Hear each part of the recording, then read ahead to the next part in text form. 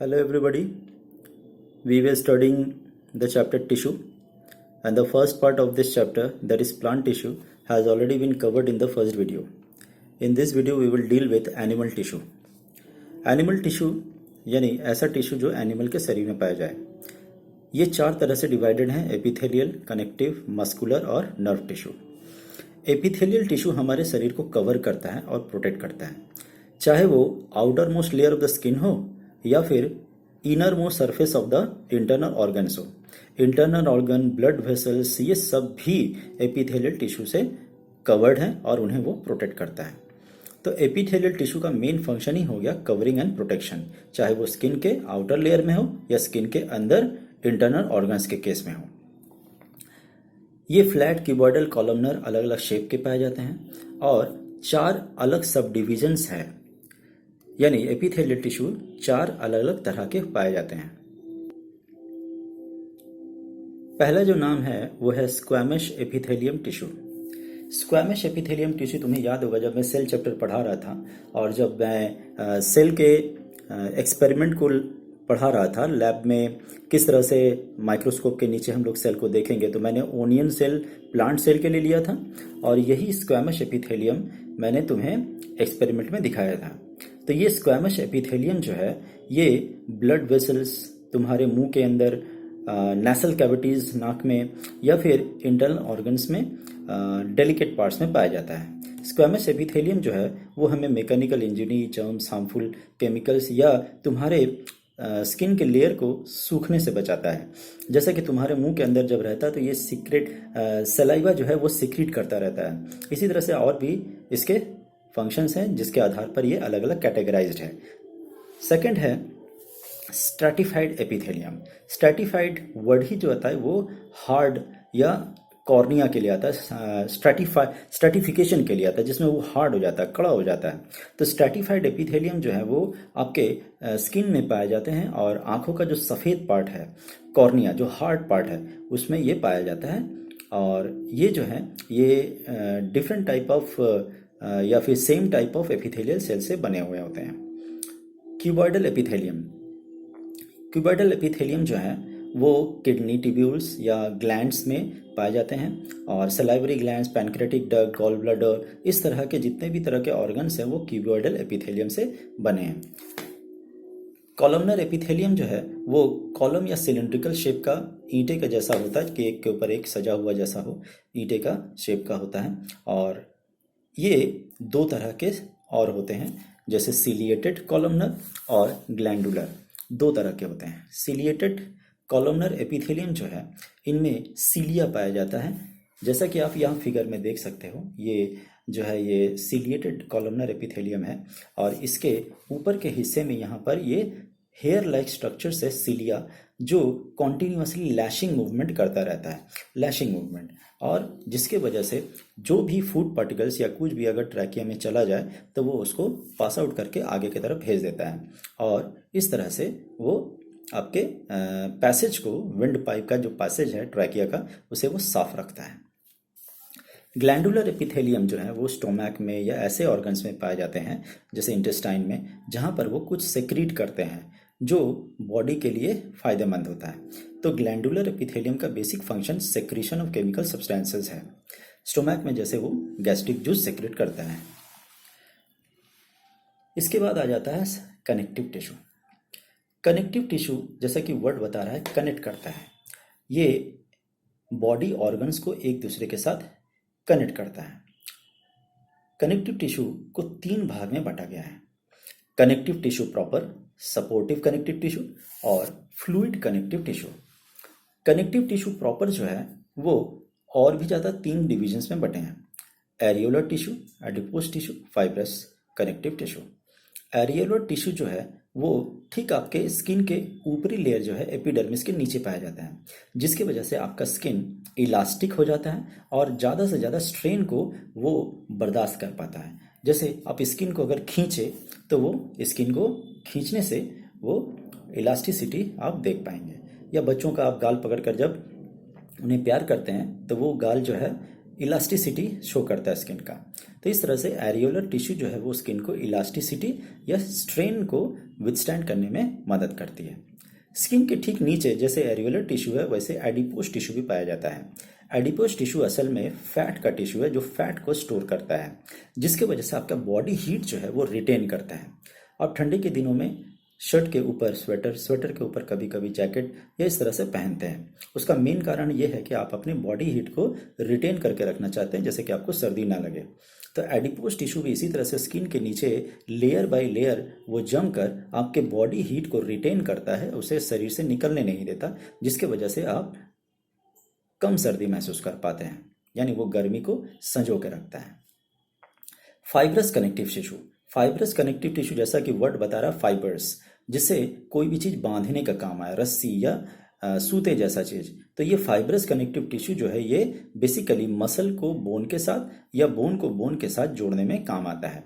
जब ये मसल को बोन के साथ जोड़ता है तब ये फाइब्रस कनेक्टिव टिश्यू टेंडन्स कहलाता है, और जब ये बोन को बोन से जोड़ता है तब ये लिगामेंट कहलाता है। इसका स्ट्रक्चर कुछ इस तरह का है। देखिए इसमें ये जो आप थ्रेड लाइक स्ट्रक्चर्स देख रहे हैं ये असल में फाइबर्स है। यही फाइबर्स जो है वो कनेक्टिव टिश्यू का काम करता है, जो बोन टू बोन या बोन टू मसल्स ज्वाइन करता है, बांधे रखता है। इसके बाद आ जाता है सपोर्टिव या कनेक्टिव टिश्यू।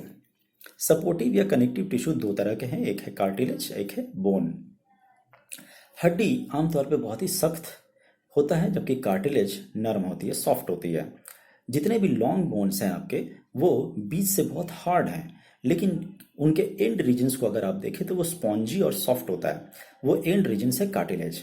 कार्टिलेज को और अच्छी तरह से समझने के लिए ऐसे समझें कि जैसे आप अपने नोज को आप पकड़कर हिला सकते हैं, कान को आप मरोड़ सकते हैं। तो ये जो पार्ट है जिसे आप क्या कर रहे हैं, हिला पा रहे हैं, लचीलापन उनमें है, इलास्टिसिटी है, ये कार्टिलेज के वजह से है। इसी तरह से आपका जो बैकबोन है, बैकबोन जो वर्टिब्रेज हैं वो वर्टिब्रे एक के बाद एक लगे हैं, 33 वर्टिब्रेज हैं, लेकिन हर वर्टिब्रे के बीच में एक कार्टिलेज का पैड लगा हुआ है। जैसे आप बर्गर खाते हो तो एक एक करके चीज का लेयर उसके बीच में डाल दिया जाता है उसको, उसी तरह से कार्टिलेज भी वर्टिब्रे के ठीक बीचों बीच उसे शॉक प्रूफ बनाता है, जिससे कि हड्डियां एक दूसरे के साथ घस ना जाए।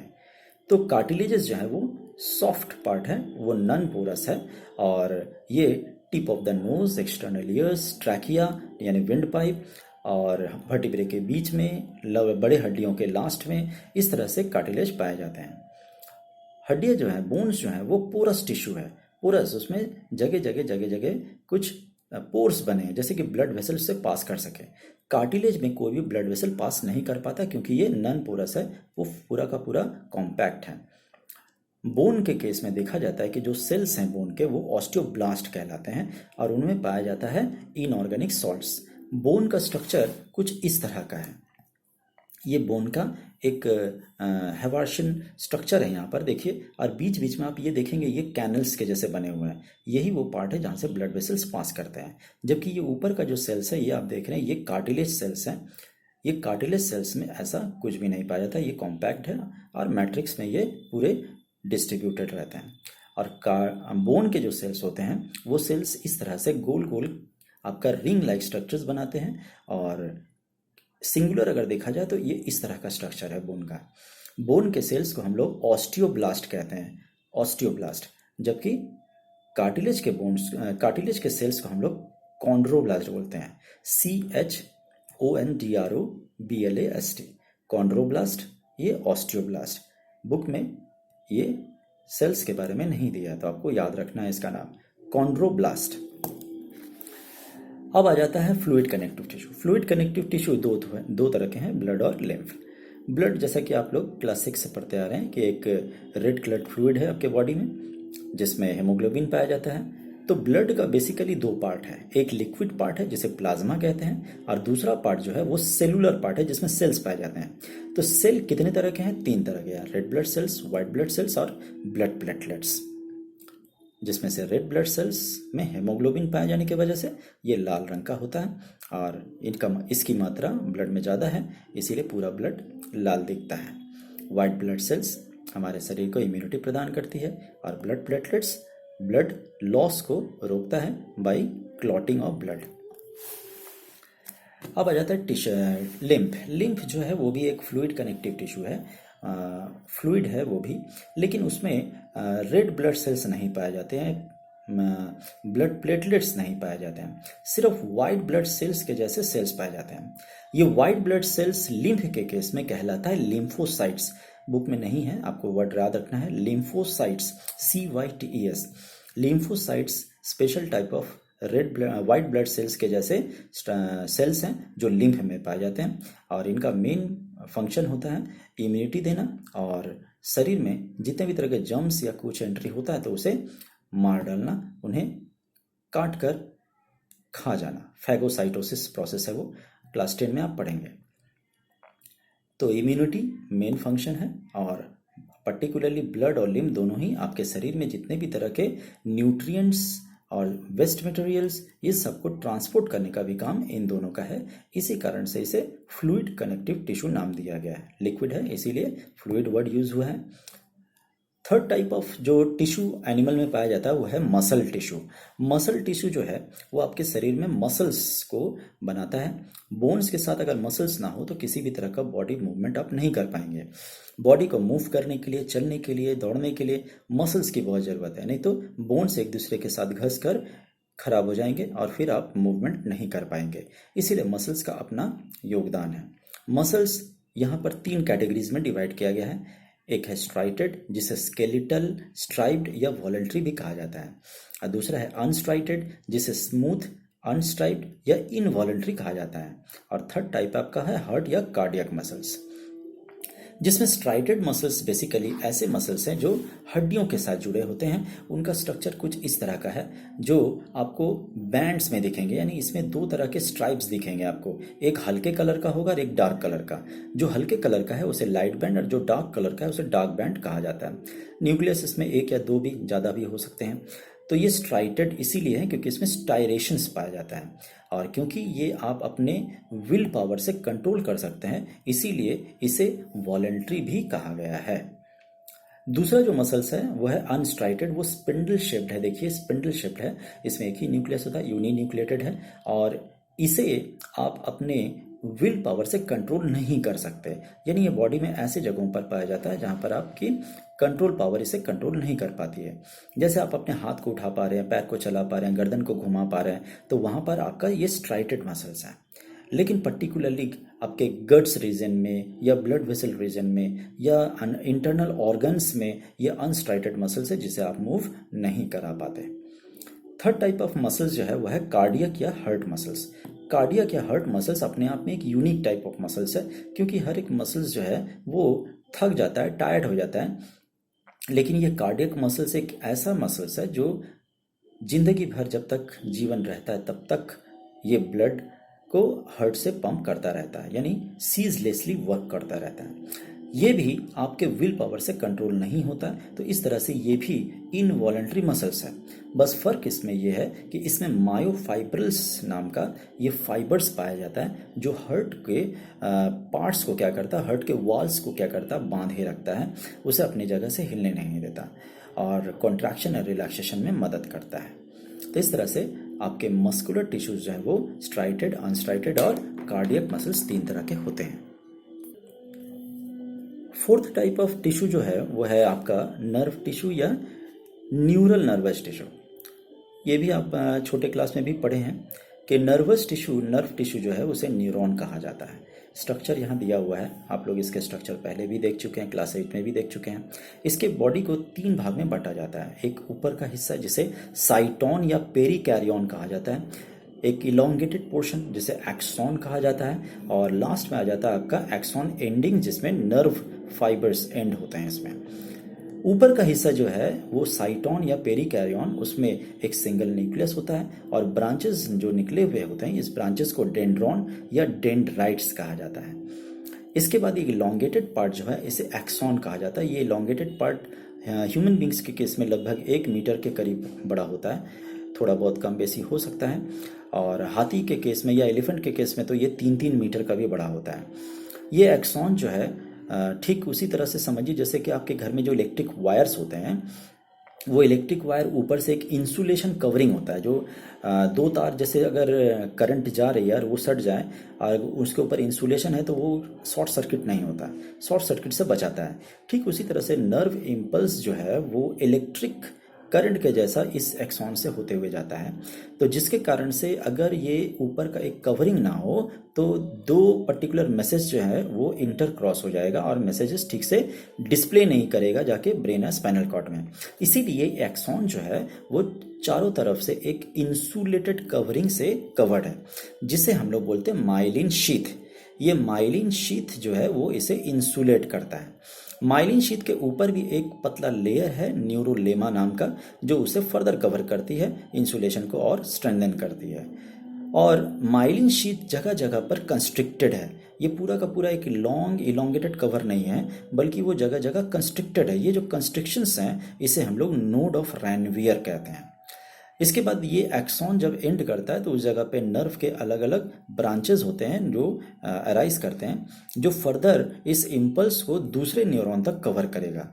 और नर्व टिश्यू बेसिकली 3 भाग में बांटा गया है। आपके बुक में नहीं है लेकिन आप इसको पहले भी पढ़ चुके हैं कि ये 3 तरह का होता है। एक आपका सेंसरी न्यूरॉन, दूसरा आपका मोटर न्यूरॉन और तीसरा आपका मिक्स्ड या एसोसिएशन न्यूरॉन।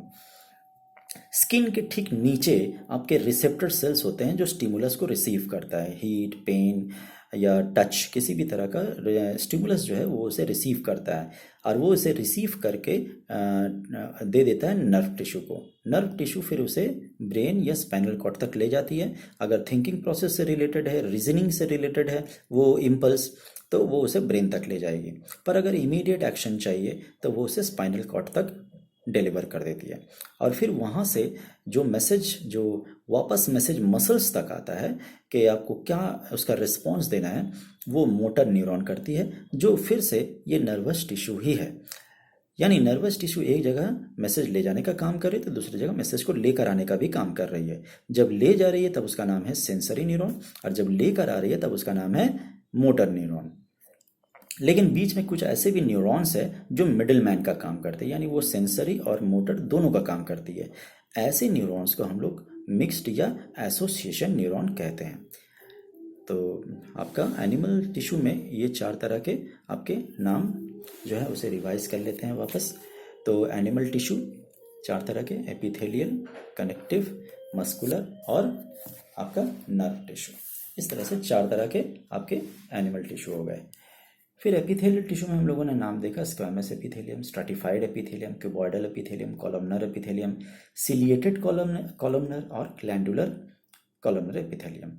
इस तरह से एनिमल टिश्यू में कनेक्टिव में हम लोगों ने नाम पढ़ा फाइब्रस कनेक्टिव टिश्यू, जो टेंडन या लिगामेंट हो सकता है। फिर हमने पढ़ा कार्टिलेज और बोन के बारे में। फिर फ्लूइड कनेक्टिव टिश्यू में हमने पढ़ा ब्लड और लिम्फ के बारे में। मस्कुलर टिश्यू में हम लोगों ने पढ़ा कि मस्कुलर टिश्यू 3 तरह का है, स्ट्राइटेड जिसे हम लोग वॉलंटरी भी बोल सकते हैं क्योंकि हमारे विल पावर से कंट्रोल होता है, अनस्ट्राइटेड विल पावर से नहीं होता इसलिए इनवॉलंटरी, और लास्ट है कार्डियक मसल्स जो हार्ट या चेस्ट रीजन में पाए जाते हैं। इस तरह से ये आपका एनिमल टिश्यू कवर्ड होता है। मैं इस चैप्टर के साथ इसके एक्सरसाइज का भी वीडियो शेयर कर रहा हूँ आपके साथ, जैसे कि आप उसको स्टडी करने में हेल्प करेगा आपको। देख लीजिए।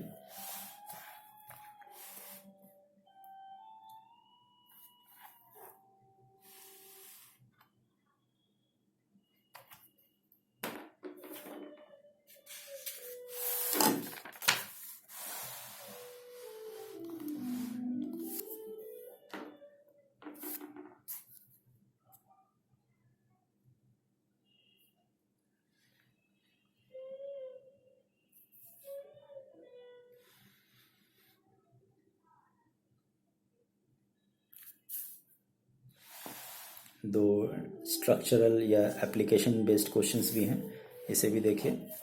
ये सिर्फ ट्यूब का किस तरह से फ्लोएम टिश्यू का यहाँ पर फिगर दिया हुआ है।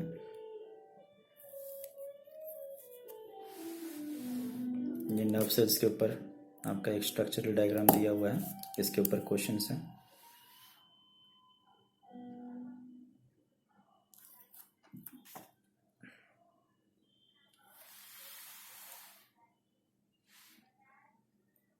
तो होप आपको ये चैप्टर समझ में आया होगा और एक्सरसाइज से भी आपको लाभ मिलेगी। इसके पहले के जो चैप्टर हैं उसके एक्सरसाइज को भी मैं आपसे शेयर करूँगा। ये चैप्टर 2 का एक्सरसाइज है, आप लोग देखें।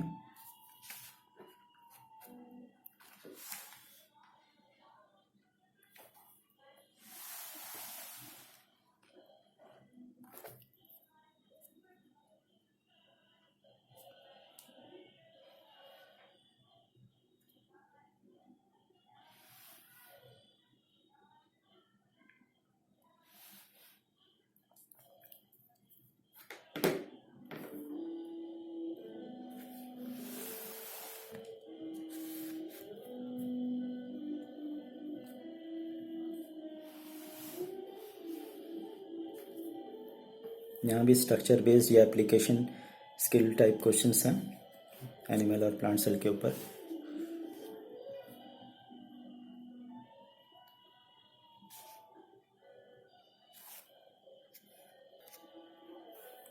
ये चैप्टर 1 का एक्सरसाइज है, इंट्रोड्यूसिंग बायोलॉजी। इसके एक्सरसाइज को भी आप लोग देखें।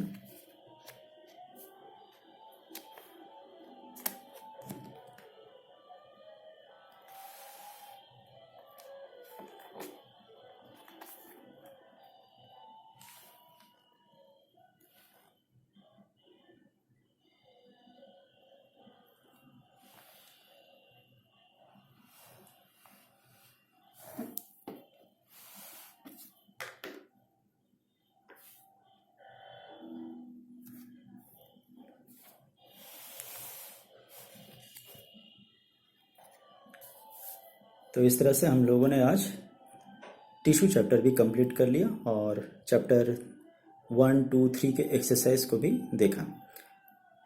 3 चैप्टर हम लोगों ने कंप्लीट कर लिया। आशा करता हूँ कि आप लोग घर में इसको स्टडी करेंगे। Thank you.